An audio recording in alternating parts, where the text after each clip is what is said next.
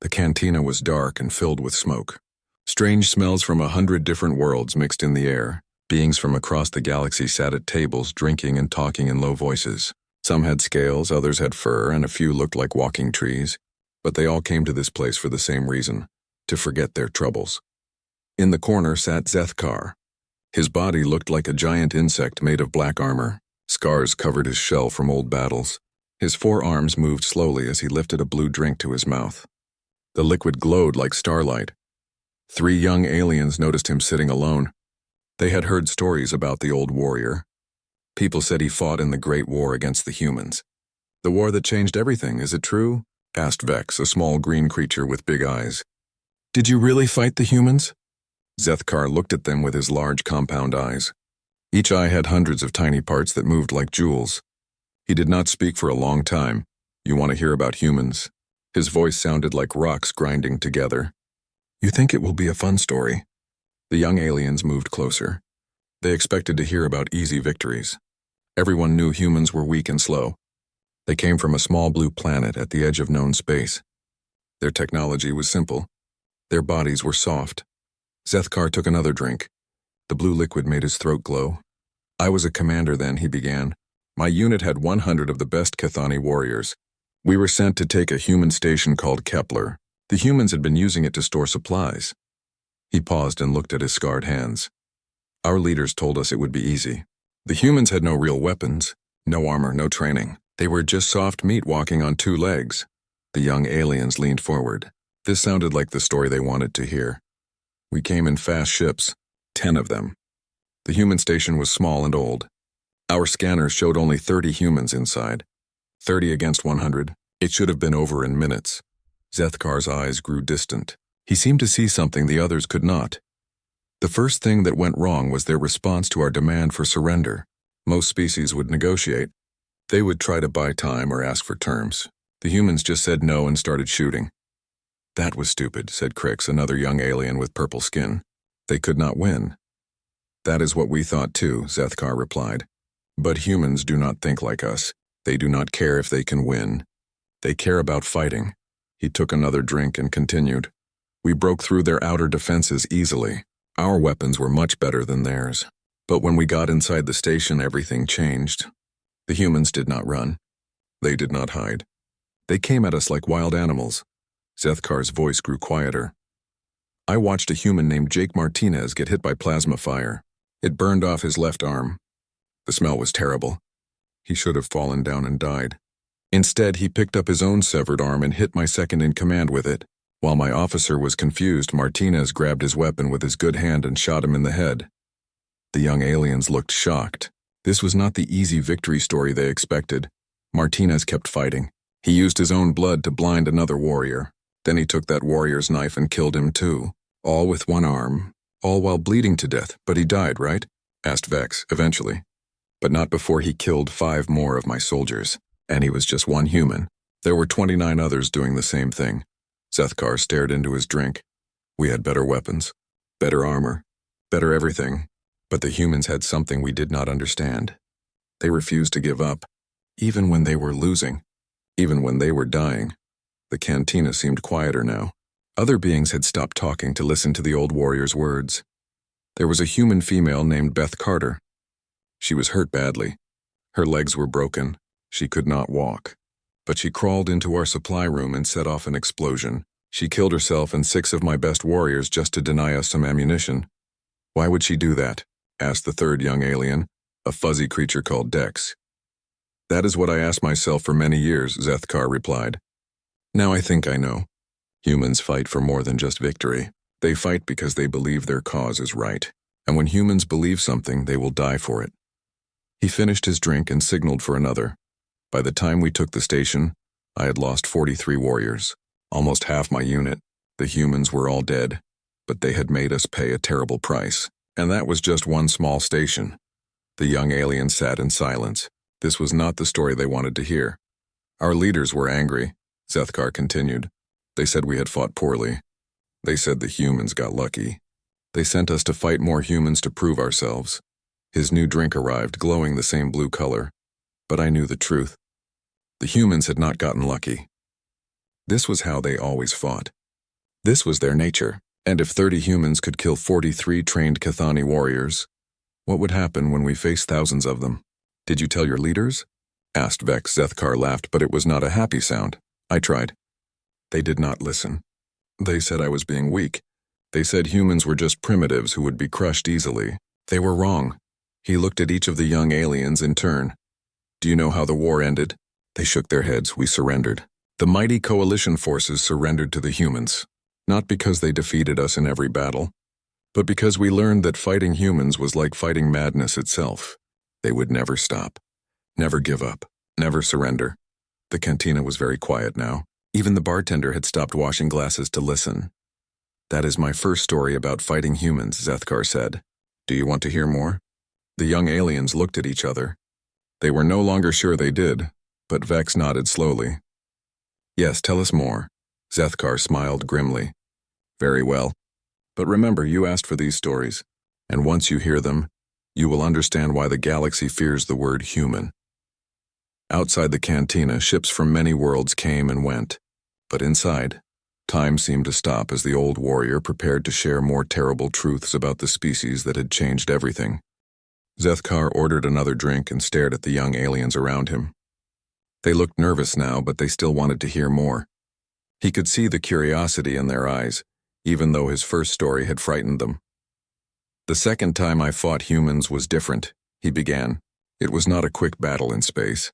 It was a hunt that lasted 3 weeks, 3 weeks that I will never forget. The old warrior's shell seemed to darken as he remembered. After the disaster at Kepler Station, my commanders gave me a new mission. They said it would be simple.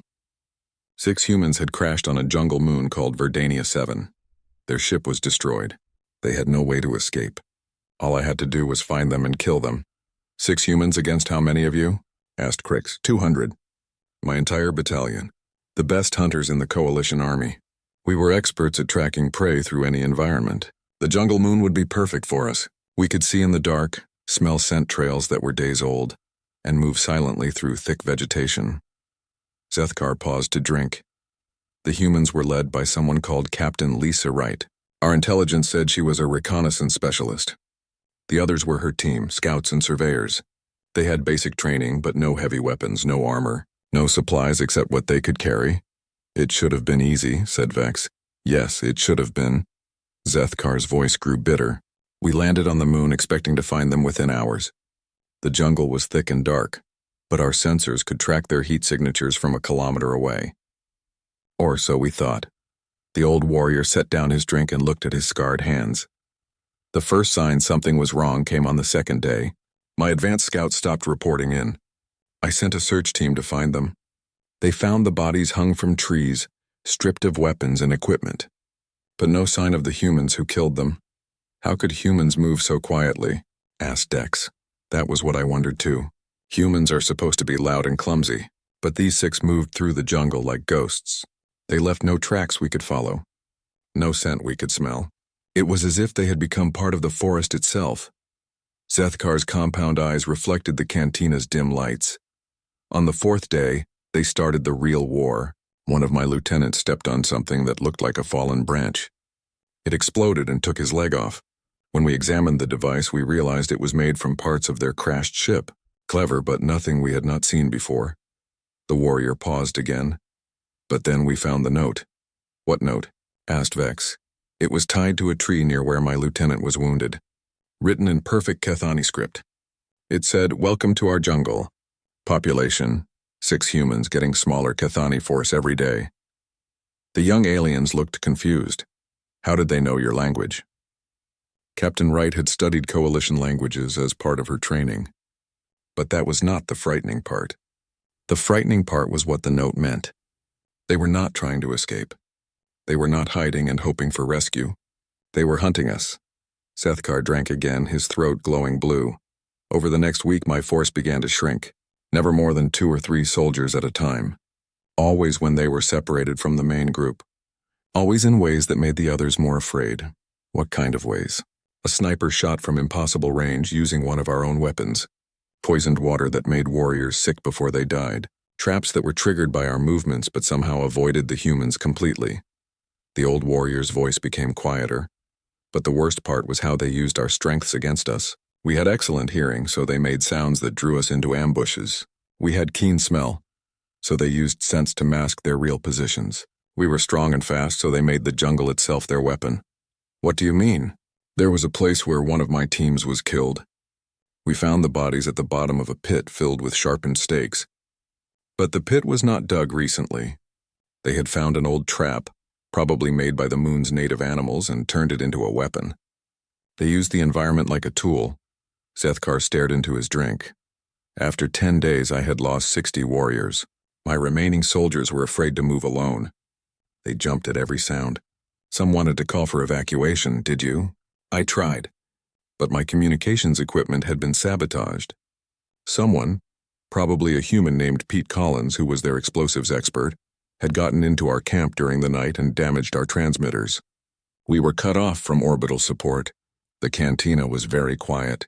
Even the background music seemed muted. On the 15th day, they took my commander. Zethkar's voice cracked slightly. Commander Vexthal was the best warrior I had ever served with. Fast, smart, experienced. He went out with a patrol of 10 soldiers to check a water source. Only one soldier came back, and he was babbling about invisible enemies and impossible shots. What happened to the commander? We found him 3 days later. He was hanging from the tallest tree in the area, still alive but badly wounded. There was another note pinned to his chest. This one said, "Your move." The young alien shuddered. It was psychological warfare, Zethkar continued. They were not just killing us. They were making us afraid, making us doubt ourselves, making us see enemies in every shadow. But there were still more of you than them, right? Yes, but numbers did not matter anymore. My soldiers were terrified. They saw humans everywhere, even when there were none. They fired at shadows and jumped at bird calls. The jungle had become our enemy, and the humans were its masters. Zethkar finished his drink. On the 20th day, everything changed. We found their camp. It was empty, but there were signs of a struggle. We thought maybe the moon's predators had finally gotten them. Then we saw the smoke. Smoke? Coming from the old landing pad where their ship had crashed. When we got there, we found a rescue shuttle. Human reinforcements had arrived and taken the survivors away. The old warrior laughed bitterly. All 6 humans had survived. Captain Wright, Pete Collins, and 4 others whose names I never learned.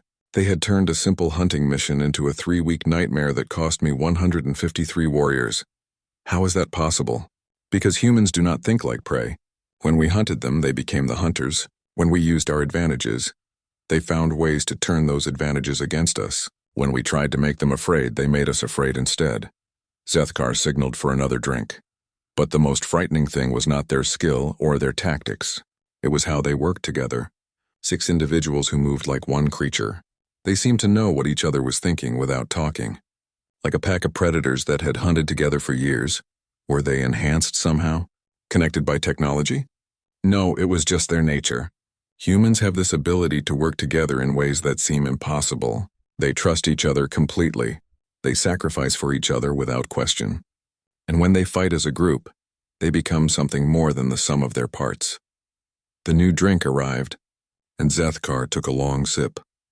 After Verdania 7, I began to understand why humans were so dangerous. It was not just their refusal to surrender or their ability to fight when wounded. It was their capacity to adapt and cooperate under pressure. They could turn any environment into their weapon and work together like components of a single machine. He looked at the young aliens. That is my second story. Do you understand now why the galaxy learned to fear humans? The young aliens nodded slowly. They were beginning to understand that humans were not the weak prey species they had imagined. There is more, Zethkar said. Much more. The next story is about what happens when humans fight in space, where they cannot use the environment to help them. You might think that would make them easier to defeat. He smiled grimly. You would be wrong. The cantina had grown more crowded as word spread about the old warrior stories. Beings from different worlds sat quietly at nearby tables, listening to every word. Zethkar noticed them but did not seem to care. He was lost in his memories now. The 3rd time I fought humans was in space, he said, lifting his fresh drink. Space combat is different from jungle fighting. There is nowhere to hide. No environment to use as a weapon. Just ship against ship, weapon against weapon, skill against skill. The young aliens leaned closer. This sounded more like the kind of battle they understood. I was serving aboard the dreadnought Eternal Dominion. It was one of the largest warships in the Coalition fleet, 3 kilometers long, armed with enough firepower to destroy a moon. I was the tactical officer responsible for coordinating our weapons. Zethkar's compound eyes reflected the cantina lights as he remembered. The battle was at a mining world called Titan's Rest. Intelligence reported that humans were using it as a supply base. Our fleet admiral Kolthes decided to make an example of them. He assembled 300 ships, dreadnoughts, cruisers, destroyers, fighters, the largest fleet the Coalition had ever put together. 300 ships against how many humans? Asked Vex. 12. 12 human ships defending the entire system. Our scouts confirmed it. 1 heavy cruiser, 3 destroyers, and 8 small corvettes. Ancient designs with outdated weapons. Zethkar drank deeply. Admiral Kolthes was confident. He broadcast a message demanding immediate surrender. He gave them 1 hour to evacuate the system or face complete destruction. What did the humans say? Their admiral, a human named Connor Hayes, sent back a simple message. Come and take it. The old warrior's voice grew distant. We moved in slowly, expecting them to run at the last moment. Most species would have fled when they saw our fleet. The size difference was overwhelming, but the humans formed a battle line and waited for us. Zethkar paused, staring at his drink. The first surprise came from one of their corvettes, a small ship called Defiant Hope, piloted by Lieutenant Amy Foster. As our lead cruiser moved past an asteroid field, Foster came out of hiding and rammed her ship into our engines. A ramming attack? That's suicide, that is what we thought. But Foster had calculated the impact perfectly. Her ship was small enough to slip through our defensive fire, and she hit us at exactly the right angle to disable our main engines without destroying either ship completely. The warrior's scarred hands moved as he gestured. While our cruiser was crippled, Foster used mining charges, explosives meant for breaking up asteroids, to blow holes in our hull. Then she flew her damaged ship away before we could respond. One tiny corvette had disabled a cruiser 10 times its size. How is that possible? Humans think differently about space combat. We rely on superior firepower and heavy armor. They rely on speed, creativity, and precise timing. Foster had studied our ship designs and found weaknesses we did not know existed. Zethkar took another drink, but that was just the beginning. As the main battle started, we learned that humans do not fight space battles the way other species do. They use tactics that make no sense. What kind of tactics? Their heavy cruiser deliberately flew into the middle of our formation, where it would take fire from all directions. Any sane commander would avoid that position, but Admiral Hayes wanted to draw our attention while his smaller ships attacked from unexpected angles. The old warrior's voice grew quieter. I watched Hayes' ship take hit after hit. Its armor was burning off in sheets. Hull breaches were opening everywhere. The ship should have exploded or surrendered. Instead, Hayes ordered all power to weapons and began firing at point-blank range into our command vessel. Did he destroy it? No, but he did something worse.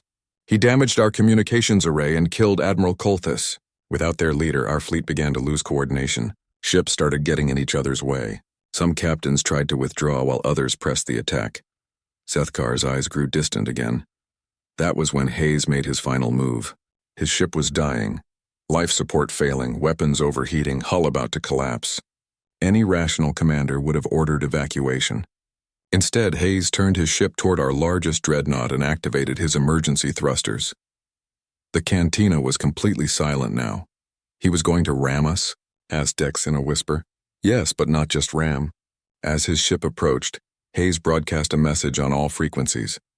Tell your leaders that humans don't know how to quit. Then he overloaded his reactor. Zethkar set down his drink with a trembling hand. The explosion was like a small star being born. It vaporized Hayes' ship instantly and crippled our dreadnought. But the energy wave also disabled dozens of other Coalition vessels. Hayes had turned his dying ship into a weapon that changed the entire battle. One ship destroyed your whole fleet? Not destroyed, but damaged enough that we could not continue fighting effectively. And while we were dealing with the chaos, the remaining human ships began doing impossible things. The warrior's voice became almost reverent. There, escape pods, the small boats that save crew members. When ships are destroyed, they were not running away from the battle. They were flying toward our ships, then why would they do that? to board us. Human soldiers were using escape pods as assault craft, flying into our hangar bays and fighting us ship to ship. They had no heavy weapons, no armor, nothing but personal firearms and determination. But they began sabotaging our vessels from the inside. Zethkar shook his head in amazement. I watched one human team, led by a woman named Carol Davis, take control of an entire destroyer using nothing but small arms and explosive charges. They captured the bridge and turned the ship's weapons against other coalition vessels. How many humans were in this team? 8. 8 humans took a ship with a crew of 300, and they did it in less than 20 minutes. The old warrior drank again. By the end of the battle, we had lost 37 ships.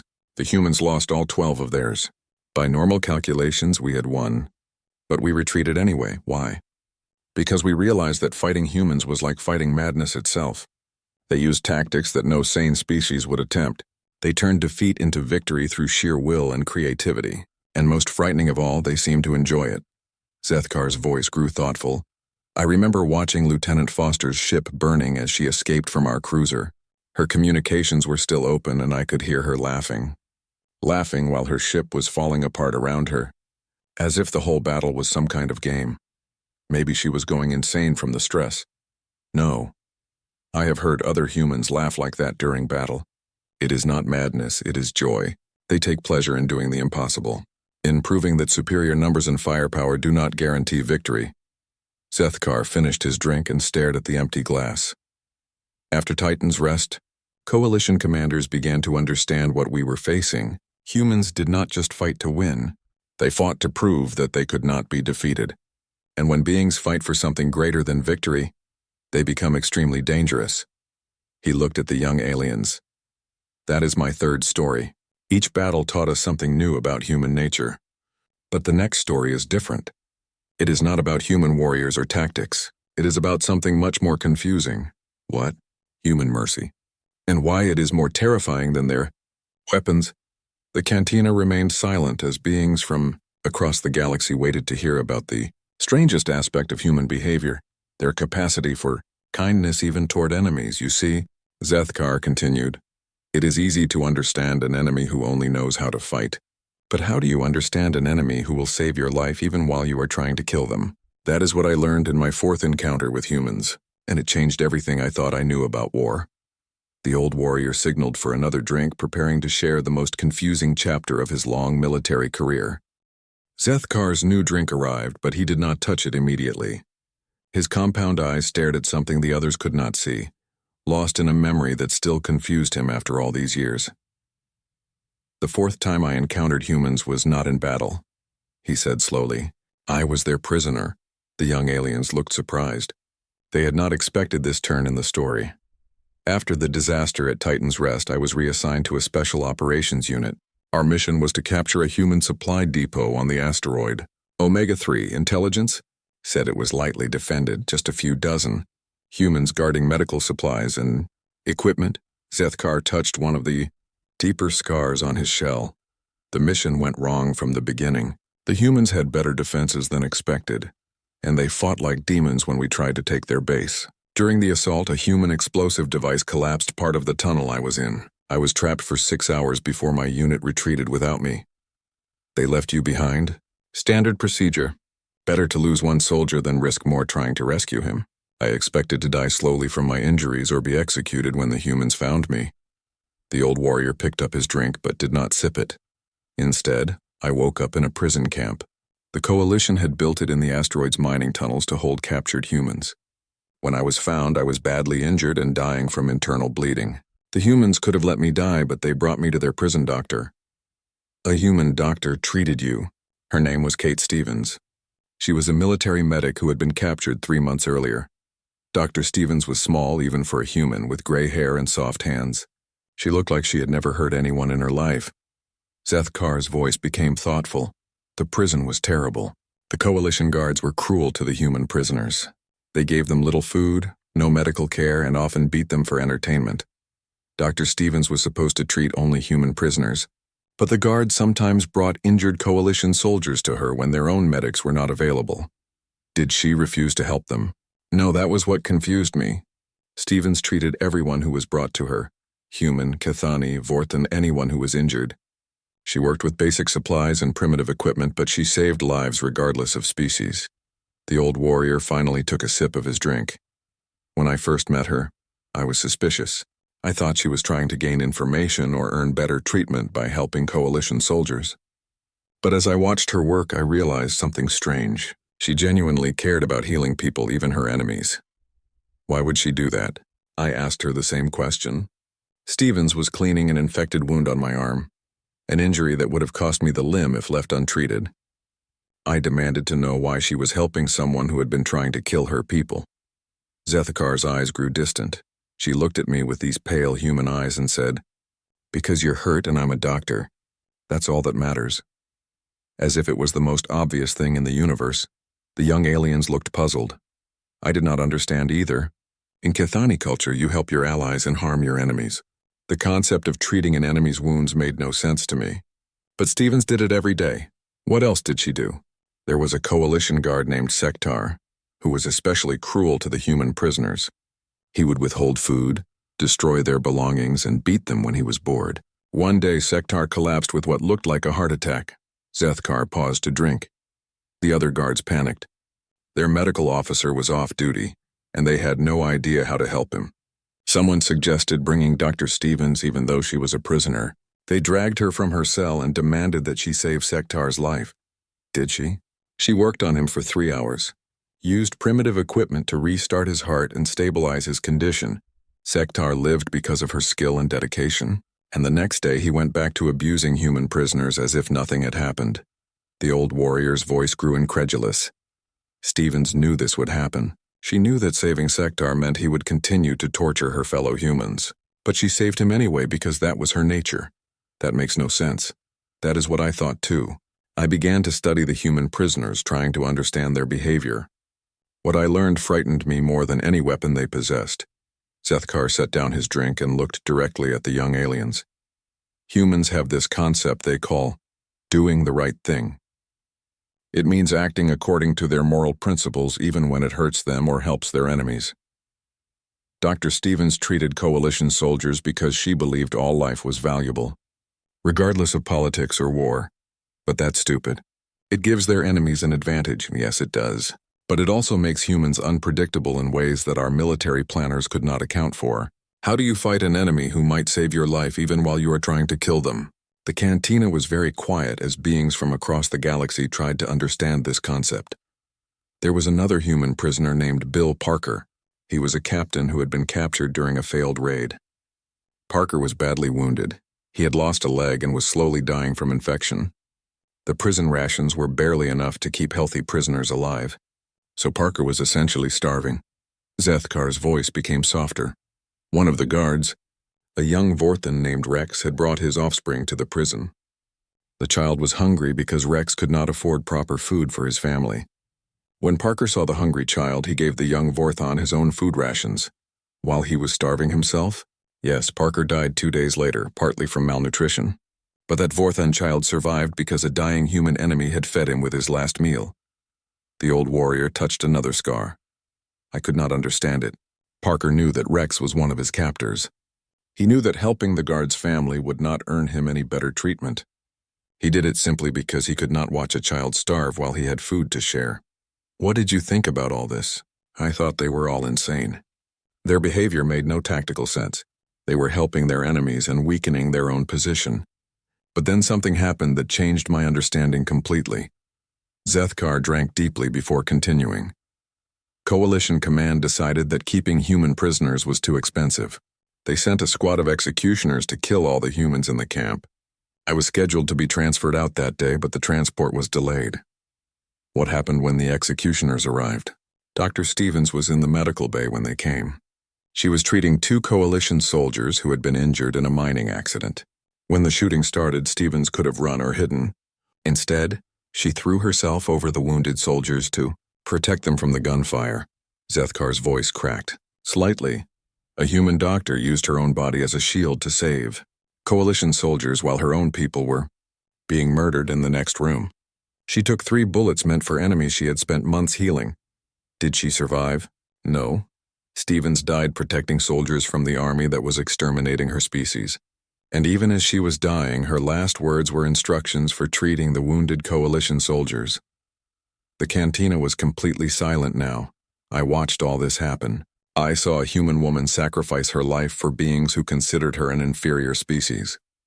And I began to understand that everything I had been taught about humans was wrong. Sethkar finished his drink in one gulp. Humans are not just fierce warriors or clever tacticians. They have this capacity for moral behavior that transcends logic or self-interest. They will do what they believe is right even when it costs them everything. What did you do? I refused to board my transport. I stayed in the prison and helped the surviving coalition soldiers tell the truth about what had happened. Dr. Stevens and Captain Parker had died protecting their enemies, and I could not let their sacrifice be forgotten or covered up. The old warrior's shell seemed to darken with emotion. My commanders were furious. They court-martialed me for disobeying orders and fraternizing with the enemy. They said I had been corrupted by human propaganda, but I knew better. I had seen the truth about human nature. What truth? That humans are dangerous not just because they fight well, but because they fight for principles. They have moral standards that do not change based on circumstances, and when you fight someone like that, you are not just fighting their weapons or tactics. You are fighting their entire belief system. Sethkar signaled for another drink. After the prison camp, I began to question everything about the war. If humans could show mercy to their enemies even while being exterminated, what did that say about the coalition's cause? Were we really fighting to protect civilization? Or were we just afraid of beings who were better than us? What do you think now? I think humans are the most dangerous species in the galaxy precisely because they are capable of both extreme violence and extreme compassion. You never know which one you will encounter, and that uncertainty makes them impossible to predict or defeat. The new drink arrived, and Sethkar stared at it thoughtfully. That is my fourth story. But there is one more tale to tell, the most important one, about how these experiences changed not just me, but the entire war, and why I am sitting in this cantina telling stories to strangers instead of serving in the coalition military. The cantina had filled with beings from every corner of the galaxy. Word had spread about the old Cathani warrior and his stories about fighting humans. Merchants, travelers, even some off-duty security officers had gathered to listen. Sethkar noticed the crowd but seemed unbothered by the attention. You want to know how the war really ended? He asked the young aliens. It did not end with a great battle or a peace treaty signed by leaders. It ended because too many soldiers like me began to question what we were fighting for. The old warrior lifted his fresh drink but did not taste it yet. After the prison camp incident, I was demoted and transferred to a punishment unit. My new commander was a Vorthan general named Krikstal who believed in total warfare.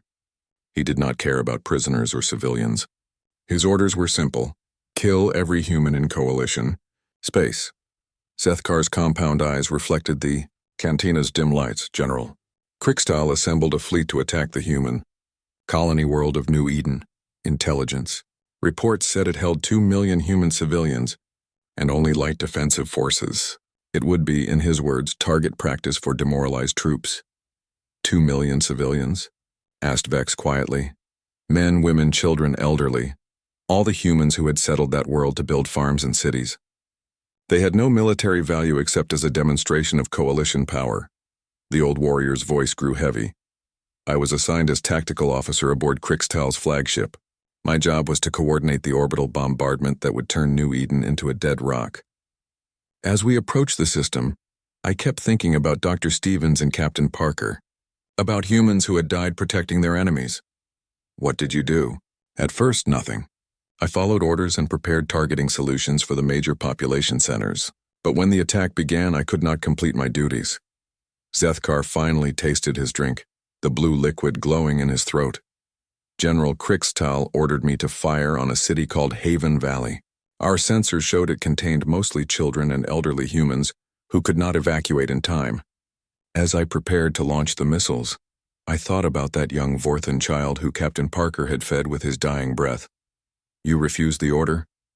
Worse, I sabotaged the targeting computers. Instead of hitting the civilian targets, our missiles struck empty fields and abandoned mining sites. Krikstal realized what had happened and ordered my arrest. But by then other officers were questioning their orders too. The old warrior's shell seemed to brighten slightly. My communications officer, a young Cathani named Veltar, had served at the prison camp. He had seen Dr. Stevens save coalition soldiers.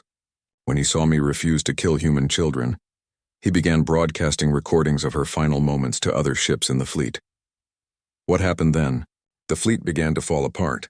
Some captains continued the attack, but others refused to fire on civilian targets. 3 ships actually broke formation and retreated.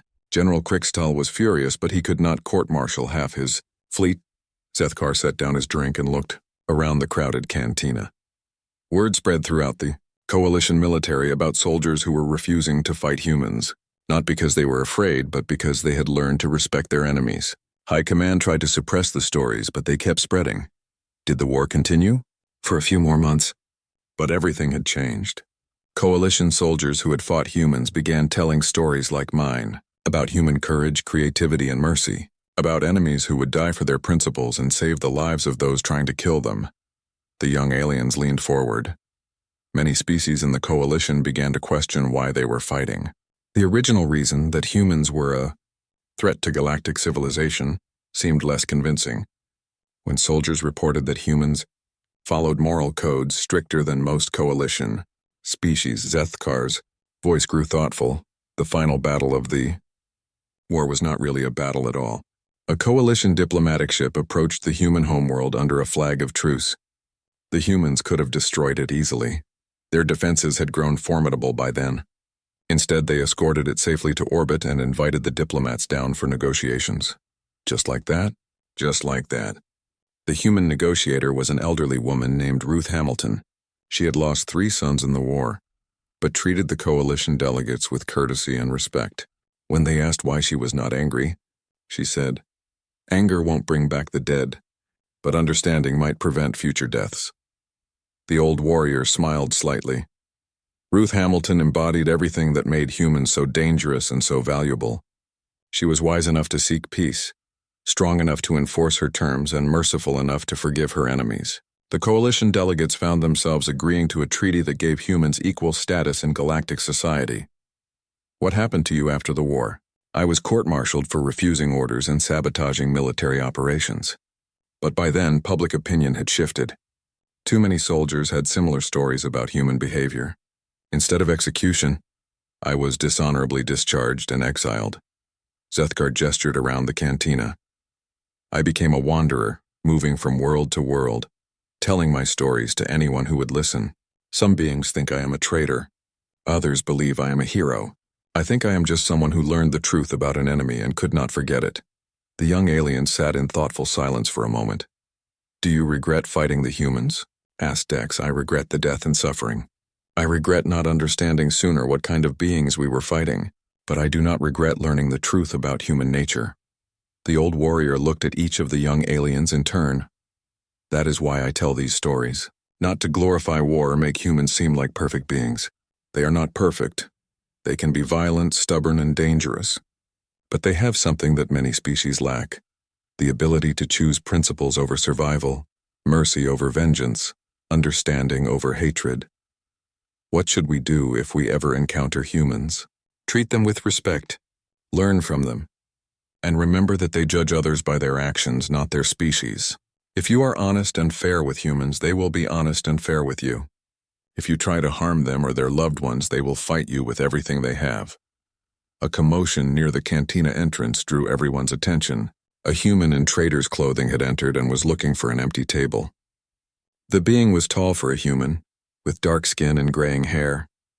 He moved with the quiet confidence that Zethkar remembered from human soldiers. The young aliens tensed, but Zethkar remained calm.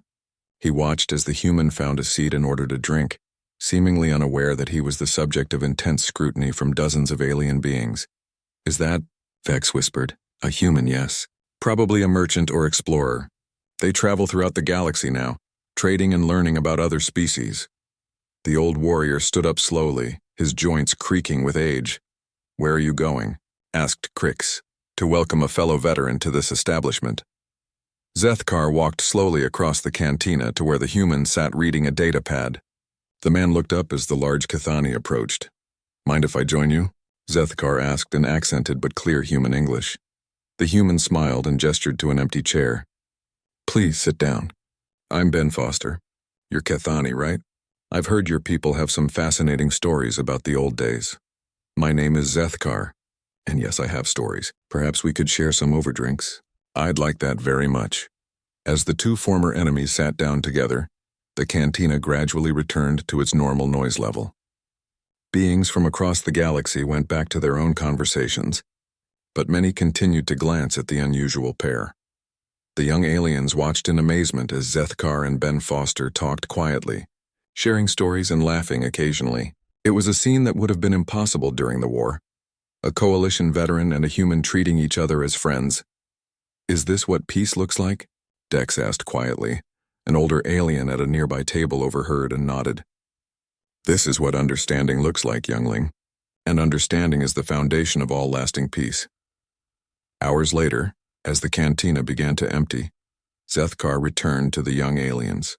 Ben Foster had left to catch a transport to his next destination, but not before shaking hands with the old Kethani warrior. What did you talk about? Asked Vex, old battles. New worlds. The future of galactic civilization. Ben Foster was a pilot during the war. He flew evacuation missions to save coalition prisoners from bombed planets. We had more in common than either of us expected. Zethkar finished his final drink of the evening. That is the real lesson of my stories. Humans are not monsters or gods. They are beings with the same hopes and fears as the rest of us, but they have chosen to build their society around principles that value life, freedom, and dignity for all thinking beings. Even their former enemies, especially their former enemies. Because humans understand that today's enemy might be tomorrow's friend, if both sides are willing to learn and forgive. The old warrior gathered his belongings and prepared to leave. Remember these stories. Tell them to others. And if you ever meet humans in your travels, treat them as you would want to be treated. You might be surprised by what you learn. As Zethkar walked toward the cantina exit, the bartender called out to him. Same time next week, old friend? If I am still alive, Nix. There are always more stories to tell.